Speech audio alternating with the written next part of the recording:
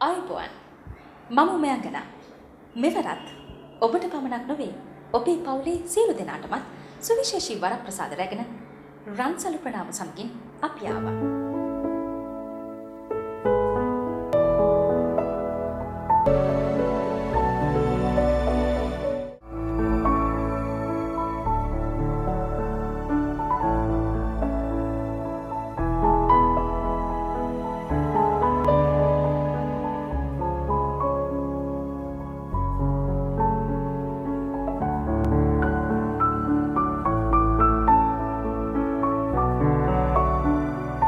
ඔබේ සේවය අගය කරන්නට කර්මාන්ත හා වාණිජ අමාත්‍යාංශයත් ශ්‍රී ලංකා ඇඟලුම් සංගම් සංසදයක් එක්ව කරන සේවක සුබ සාධනයක්.